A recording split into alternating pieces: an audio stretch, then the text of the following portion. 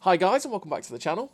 Today I've got two replays in the American Tier 8 heavy tank, the T32. Now the T32 is a very old school classic tank. It's a tank that has really one big strength, and it's a very, very, very good strength, and that is the turret armor. The turret armor is absolutely godly. It bounces pretty much everything. Get this tank to a hull down position, have fun. Is it the most mobile heavy tank in the universe? No. Is the gun handling good? It is these days, actually, to be fair. They buffed it. We'll get to those buffs in a minute. The DPM is also a lot better these days than it was. In general, this tank is very, very good. It's exactly the same, realistically, as it was back in the day when they released it, where it's just get to a hull down position, laugh at everyone, have fun, and hold position. It's a holding tank, really. You hold a position, hull down, really, really goddamn well. And it did receive some love in the Tanks Reforged Blitzkrieg, which was like a year and a half, nearly 2 years ago now, which is mental. I went over it in the E5 on-track that I did, but we'll go over it again just to tell you what's happening. And that is that the hull armour got a buff from 127mm to 146. That's the frontal armour on the upper plate, which is really, really good. The armour panels, I'm assuming that's side armour, possibly, or something. It says armour panel 6 and 11. We don't know what armour panels those are. It doesn't point out what that is, but I assume that was either the side of the turret or the side of the hull. Who knows? The turret armour of the stock turret actually became good, which is what the T32A got as well. And that is that it went from 114 millimeters of armour to 203. It means that you're not absolutely awful hull down when you have the stock turret. That really helps the stock grind, because it's one of those things that this tank really relies on going hull down, and you couldn't do it when you were stock. So that's really good. The 90mm gun also got aim time and accuracy, aim time buffs, and DPM buffs with the stock turret, same as the 105. And on the upgraded turret, the 90mm gun went from 2.3 aim time to a 1.9 second aim time, and 6.9 second reload to a 6.5 second reload. And on the 105mm gun, you went from 2.3 aim time to a 2.1, with a 10 second reload down to a 9.5 second reload. So yes, you can see those are the buffs for this tank. This tank has two guns, as you've seen with the increased buffs. And to be honest, they are both very, very viable guns. And you're going to see that in these replays. You get this 105mm gun, which is the fully upgraded gun. It's an absolutely solid gun. It's the one that you probably would have picked. It's the one that you definitely pick most of the time, because it has the higher pen, it has the higher alpha, and you feel like you're a heavy tank, right? You feel like you punch him. And it's got 218 pen on the standard, 265 on the premium. It's a really nice gun, so it's the one that you naturally look at and go, well, that's the fully upgraded gun, that's the gun I'm going to take. Yeah, you can. Like I say, it's a solid gun. It's good for when you're bottom tier. It's good for when you're top tier. It's a solid choice, and you're seeing that in this game. But it also does have a 90mm gun, which has 190 pen with 268 premium pen. And is more accurate, has better aim time, and has way better DPM. So naturally, if you're not averse to firing premium, you're probably going to use the 90mm gun, because that generally is probably just the better gun.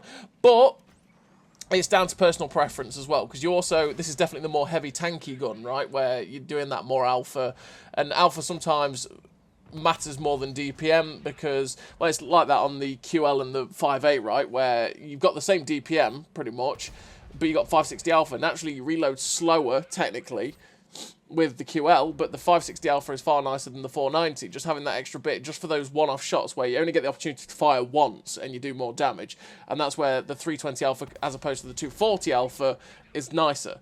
But again, it's down to personal preference. In terms of a crew on the T32, I run Born Leader, Rapid Reload, Sixth Sense, Situational Awareness, Steady Aim, Snapshot, Run and Gun, Track Mechanic, Rapid Aim.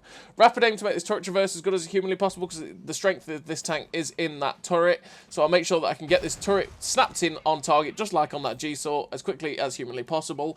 All the gun perks, because naturally it's a heavy tank. I want to make the gun as good as it humanly can be.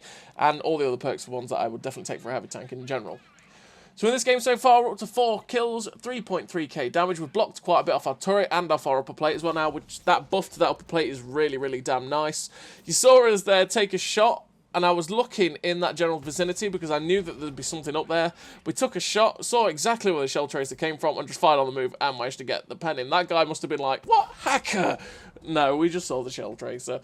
And yeah, we're just trying to feather in some shots at this M12. I am detected at this point. I'm thinking, you know what, shoot me. Because if you shoot me, you'll get spotted, and I have all the hit points at the minute. The T25 AT gets spotted, and we get a shot into that guy. And as you've seen in this replay, that 105 is a pretty damn nice gun, with a pretty nice game. And I'm going to save you all from 2 minutes of driving to try and get back to the cap. We do end up winning because most of our team were over there, and we finished with the victory. 5 kills, 4.1k damage, 1400 assistance, ace tanker, the Confederate, the high caliber, the steel wall, 1902 base XP. A really nice game for the T32 with the 105mm gun. Like I said, the 105mm gun is a solid choice, and I would say the free-to-play gun of choice as well, because you naturally don't have to fire as much premium with having 218 pen as opposed to 190 pen. But on the whole, it's probably actually slightly worse than it is worse as a gun than the 90mm, which is your stock gun. And that's because the DPM is nicer on the stock gun, the aim time, the accuracy, it just feels like it hits far more. And that's a very, very nice feature, especially at long range for the 90mm. So we're into the second replay, and this one is with that 90mm gun. And we're on Hellfire Pass, so this is back when we could actually see Hellfire Pass in World War II. And what we're going to do is try and get up to the rocks at H7, because basically in the spawns we've got, there is no fighting in that northern sector. Most of this fighting is where we're going to go, which is in this dip along the HJK, which was always the big problem with Hellfire Pass. To be honest, it was basically like 2 maps stuck together, and you'd find that if we had these spawns that we've got now, everybody fought on the HJK. You'd find that maybe 2 tanks went north, 3 tanks went north, and then whichever team sent more people north would lose, because basically everyone died on this HJK, and then they were just isolated and left alone. That was always the big problem for me with Hellfire Pass, is the fact that it basically was like, that northern section was the old Scorpion Pass, this southern section was the new Hellfire Pass, and it was like, it'd probably work if like that northern section was a map into itself, and this southern section was a map unto itself. Yeah, I don't know. But, yeah, we can't see it anymore, which is probably quite a nice thing, especially for most of the slow tanks. And we're going to have a pretty nice game on it with the 90mm gun. We try and get 2 shots into that T41E1 there, and, yeah, I said that this gun was more accurate, right? No, we haven't hit those shells. But we've now got this poor Bulldog, and it's like, well, good luck, sir. With your 210 pen on your premium heat rounds, you're not going through my front. With your APCR of 175, you're not going through my front. He is doing the right thing, though, for a light tank. He's trying to flank round, but he's firing heat. So with this 75mm heat, if he hits my tracks, he's probably going to go get absorbed by the spaced armor. So that man doesn't manage to get any pens on us, and we managed to do his full 1,000 of hit points. And this is where those buffs to that hull armor are really nice, because, as well as that, the hull armor bounces so many shots that you just don't think it would, but it does. We do get trapped there because we do give our drive wheel to this Chrysler K. We load the premium rounds because our standard 190 pen is not going to go through a Chrysler K, but the premium 268 will. And this is where the reload of this 90mm gun is absolutely dirty. With the 105, we would not permatrack this Chrysler K. But with this 90mm, he is permatracked, although he's finally realised and used his repair kit. And, yeah, I thought he was going to stop there, but he actually keeps driving. Unfortunately, just reloaded that split second too slowly, so we couldn't get that shot into his drive wheel to retrack him out in the open. But it is what it is. Now the icebreakers come up behind us, and fortunately enough, I realised just in time to ricochet the shot off of my turret.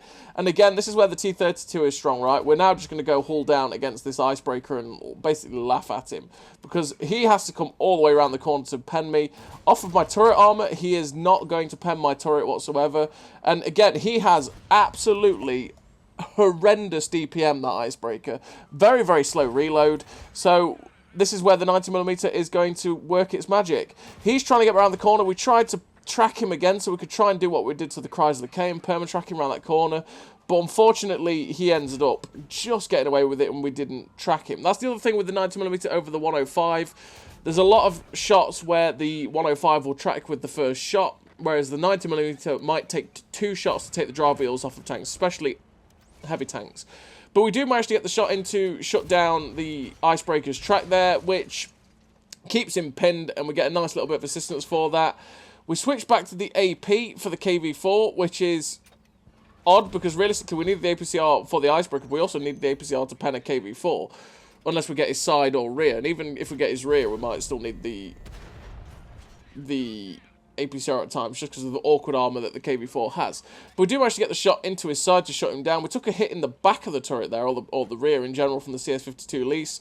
So now we're going to break the distance between us now, so that I can basically get hull down, and he only has my turret to shoot me. And if he wants to shoot me, he has to overexpose. But he runs away, which is probably the right thing to do, realistically, for the 52 lease. But he doesn't run far enough, so we're going to pull around the corner, drop a shot into his upper plate. He misses us on the snap, and we're just going to try and drive around and shut this guy down, which we do manage to do. We're just going to check behind us as well, because there's now an Emil 1 that's directly behind us. The heavy tank that was the Chrysler K from earlier on has got shut down, but the Emil 1 ends up getting killed. And now there's the medium tank in the corner. We're up to 4.3k damage with a bit of assistance. There's only 2 medium tanks left. There's the one that's getting swamped by my team, and then there's this Draugen. We are capping 2, because everyone's up there. So the hope is we can try and get there to get some shots into this Draugen before we cap. Because we've now got 3 on the cap, so there's 50. Oh, no, we've got 2 on the cap. People are leaving and coming and going as they want from that cap. And I'm looking at it going, oh, please, let me just get there before we cap so I can get some shots into this. Guy is still healthy. I could probably break 5k here, but he is full running. And there we go. Someone actually does reset the cap, which means I'm going to hopefully get there to get a shot in. My team is charging towards him. He drives out straight into the open. We get a nice shot into his side. And again, this is where the 90mm is definitely nice, because we can get another shot into him and possibly get the kill. He gets tracked in front of everyone. Can we get the kill? Oh, just as the shell hits the Draugen, he gets shut down by everyone else. So we finished the game with a really nice total for the 90mm in the T32. Finished with the victory, 4 kills, 4.8k damage, 374 assistance, ace tank of the high caliber, and 2003 base XP. A really great game for the T32, which is an absolutely solid tank in this day and age, even after its buffs that have just brought it back up to the real world, essentially. Really fun tank to play, and it's again, the American heavy tank line is a really, really solid line. So as always, everybody, thank you very much for watching. I'll see you next time.